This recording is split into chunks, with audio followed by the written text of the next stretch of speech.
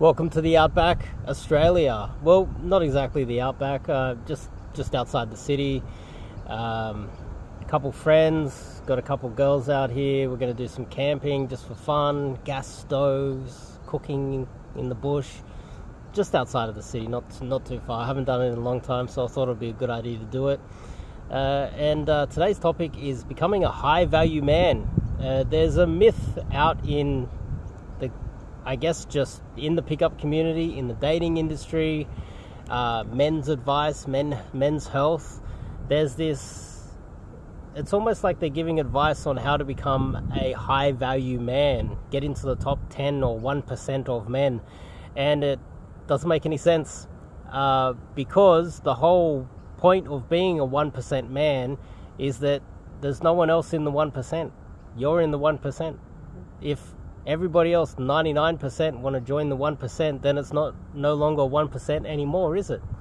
And so what I think is going on here is that people are being taught all of these ideas, and it's just kind of mental masturbation, because, you know, it's not so easy to get into the 1%, and it's far more complex than most people think.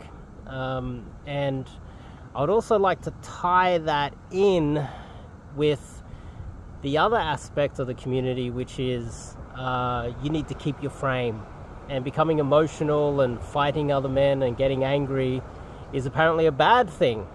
They say that is a bad thing. Now I get it. It might make you look bad. It might make other guys dislike you. But what if you're not a 1% man? How do you become one without putting in all of this hard work and fighting your way to the top? There's a few fallacies that are in there that don't really make a lot of sense, and they're not really aligned as far as I'm concerned. And I think a lot of that advice doesn't really make sense to me, because if I look at it, I don't see that ever helping me or anybody else to rise up and become a high value man. So I want to discuss that as well. If you want know a little bit about my background, the Disabled Casanova, I call it. There's a book. It's in the description. You can check that out, and or it's on the website if you can't find it. There's a few things that are going on with the community where you'll notice in dating and men's health advice, they come in and they go, okay, look, if you're fighting and creating drama, then that's not holding your frame.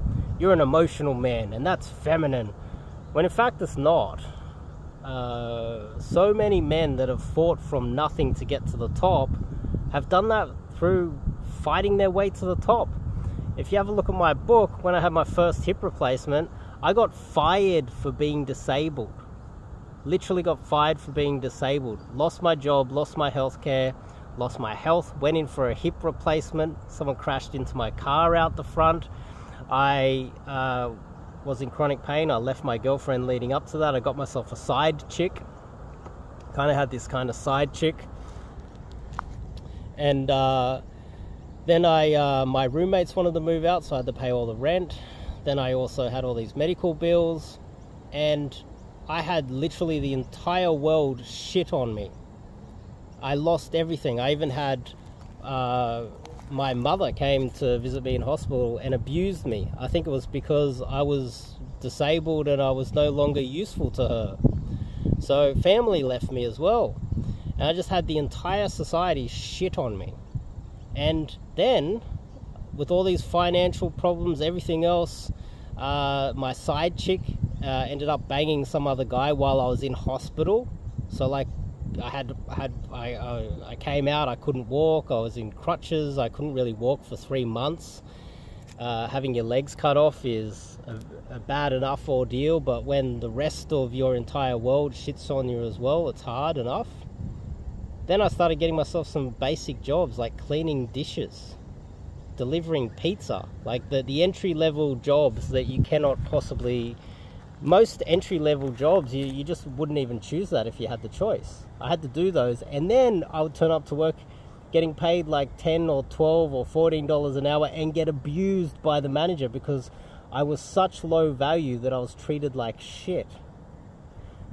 So when you take all of that into account, How am I going to get out of that by being stoic and just becoming a high value man by hitting the gym? How can you and that's the thing, like if you're just stoic and just focus on your goal, then while you're turning up to work getting abused by everybody in society shitting on you, if you don't turn up and want to fight everybody at work, fight everybody that's trying to steal your money, fight everybody, and fight to try and claw your way to some sort of normalcy, if that's even a word, I don't even know if it's even a word, of life, how are you going to get there unless you go to war with everyone? I literally had guys on construction sites like literally threatening to kill me. I just walked on and they're like, this guy's fucked, this guy's useless, he has no experience, what is he doing here? And then they'll just abuse you for that reason. If you don't turn up and battle them, well, you're just going to turn up and get abused your entire life. So the idea that you can be stoic is a first world, privileged child at the very top of society, privilege that most of you just don't have. Because you be stoic enough, someone's going to punch you in the face, steal your wallet, take your girl, steal your life, steal whatever they want, take your car. If you don't stand up for yourself, you're going to end up with nothing. The world is a mean and nasty place. That's the facts of the matter. The idea that a bit of drama online is feminine, it's like, what a load of bullshit. The world is a war zone. If you're from the middle class or the lower middle class or the very bottom where I came from, then it's a fucking battle out there. So the guys at the top that say that you have to be stoic, that's just a falsehood. This is war out here. It is a battle. If I walk around here and just be stoic in front of, I saw a red belly black snake.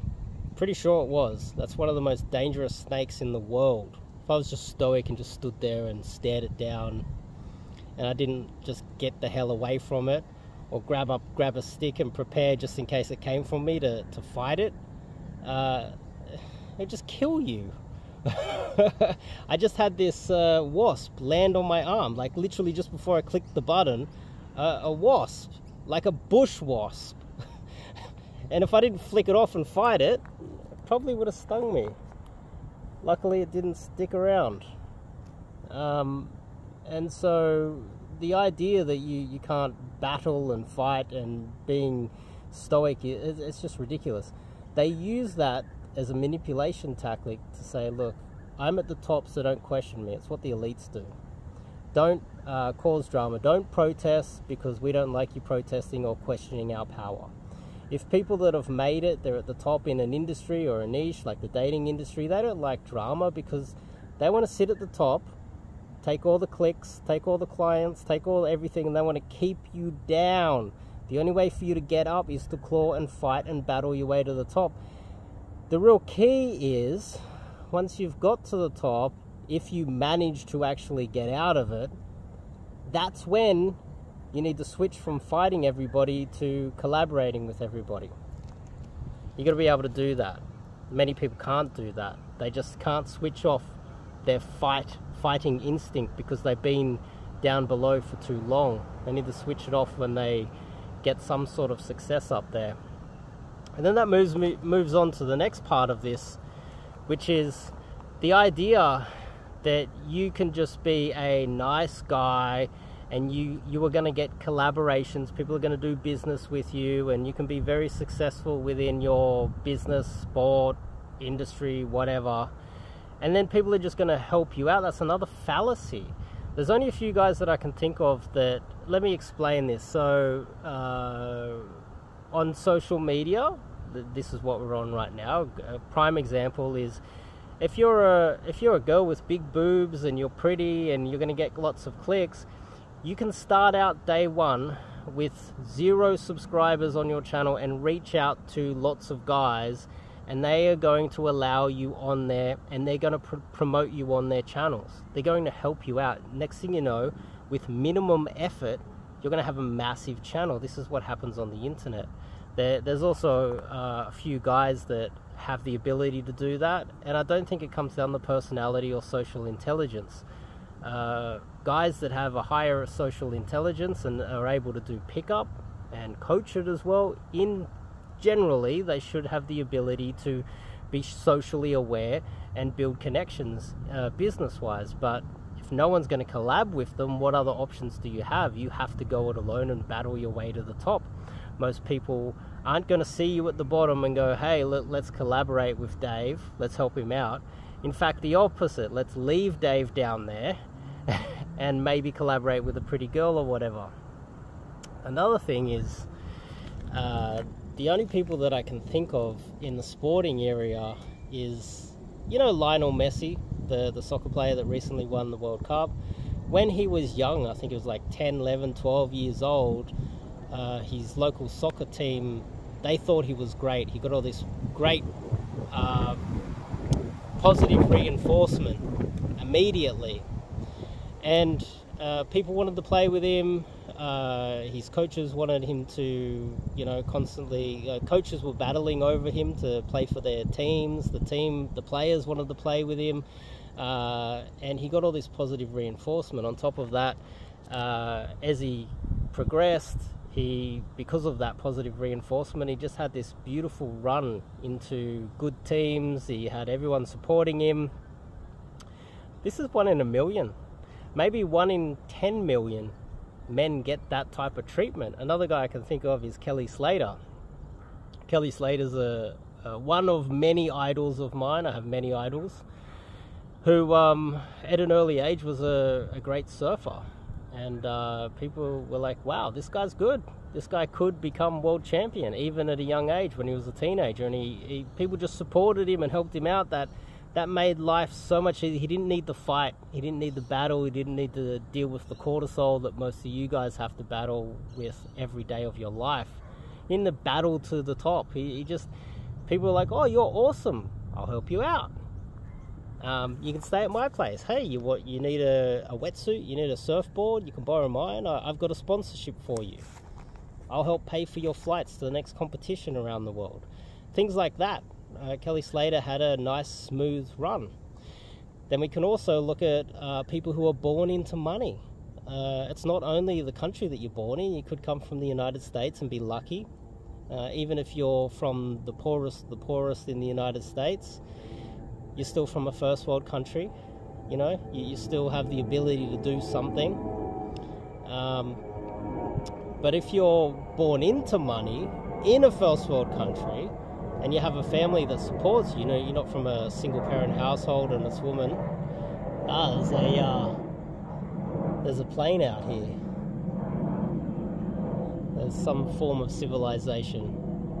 So if you're born into it, you're kind of the same. It's like Lionel Messi or Kelly Slater. You're just born into money. You're getting good advice, you've got the support, maybe your mum helps you out at home, you get straight in and get an education as soon as you turn 18, and you got all the support and all the help you need to become a successful man. It's just nice and smooth for you, and that is the number one determining factor on whether you're going to be successful in life. But let's just say you're watching this and you're like, okay, so most of the advice is bad. How am I going to get out of it? There are some guys. There's a few guys that have been in the dating industry as well. That they've come in and they've created. They've got some luck, and they've just been. Other guys within the community have said, "Oh, these guys have great game," and then promoted them. This is another benefit that very few get, where your competitors will actually support you in rising through the ranks. This is also very rare, very, very rare. And the thing is, if you're trying to rise through the ranks, you can create some products, some service, enter into an industry. You start up a sport, you get into a sport, and you're doing your best, and no one supports you. No one supports you in your sport, no one supports you in your business, in your workplace. You're trying to get an education, people think you're dumb, you just get shat on everywhere you go. What are your options? Stay at the bottom? That's the question that I'd like to ask you guys. Answer in the comments. If everything that you produced gets shat on, very few people support you, do you just remain at the bottom? Or do you become a fighter and go, okay, well, no one's supporting me, I'm going to fight everybody in my fucking way. I'm going to create as much trouble for the system as possible so that I can somehow rise up, because everybody around me is holding me fucking down. I had my legs cut off, and I had society shit on me. I had family shit on me. I had everything go wrong. There came a point where I just went, okay, well, this is fucking war. This is fucking war. I'm going to do whatever it takes to get out of my situation. And I'm going to make a lot of enemies doing so. But you don't have to like me. You'll know who I am, though, at least. And I'm not going to tolerate being left at the bottom of society when I don't deserve to be there. I got angry. And after the second hip replacement, I became even more angry. And you start to realize after a while, I'm on a tree here, you realize after a while that when everyone's holding you down, and you can stay down there your entire life, and you realize how short life is. So the idea that you can follow a few hacks, you can try these hacks, you can try these online hacks on how to get out of your situation in life. Dating is a big aspect of that, but financially as well, health-wise, you can try some of these hacks and see if you can follow the 3-step rule to wealth creation and all these other weird things, and 3-step rule to getting tens. The fact of the matter is, you have to become a fighter and battle your way out of it. And that's also connected to you not giving a fuck what anyone thinks. I think I was unlucky and lucky simultaneously, because what happened was I stopped caring what people... I started to hate the fact that I was at the bottom through situations that were out of my... through just things that were out of my control. And I stopped caring what people thought.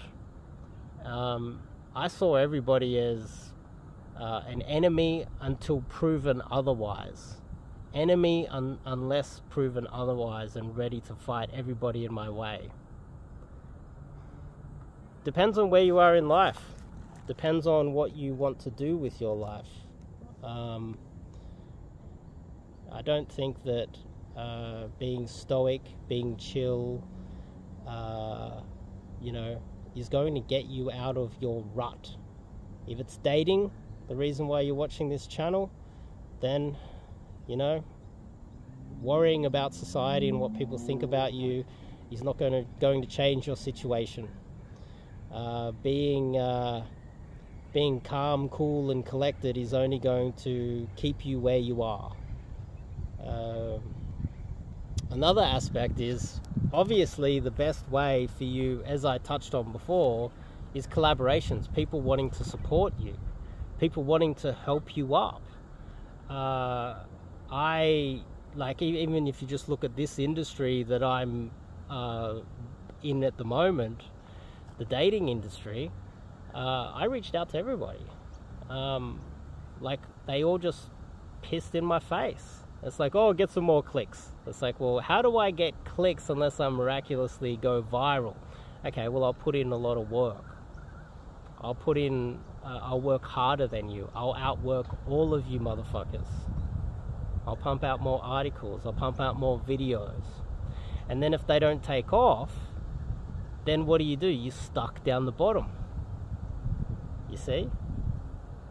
And then you have to realize that all those people that pissed in your face that didn't support you, they want to keep you down there. They're like, well, we're not going to help you. So are they your friends? Can you be stoic and be nice to these people when none of them want to collaborate with you or help you out? Right? So then you need to, this is with the dating industry, this is with everything in fucking life. What if you start up a new sport, you can't get any sponsors, people just decide that you're terrible at this sport? What do? You just stay at the bottom? You be a failure for the rest of your life, or you fight? So they would prefer you to not fight and not cause any drama. Just stay at the bottom, little Billy at the bottom. You're a failure for the rest of your fucking life. They're going to hold you down unless they can get something out of you. Or just grab the whole fucking board, throw it over, and go to fucking war with every one of these pieces of shit. It's up to you. Same with the dating industry. Exactly. If you're having trouble with women, I don't think being meek, I don't think being shy, I don't think believing that approach anxiety is a thing is going to help you get out of it. Getting angry is going to help you get out of it, though. As long as you don't become a dick and get yourself a court case. But you can push a lot more than what you're doing right now, and you can get angry. You're obviously watching this if you're not happy with your dating life. Getting angry will be a good start. Motivates you. Understand that the world is a collaborative place, and if people don't want to collaborate with you, they're your fucking enemy. It's as simple as that. If you want to check out my background, check out my book, go to the website, the Disabled Casanova, and I'll see you guys in the next video.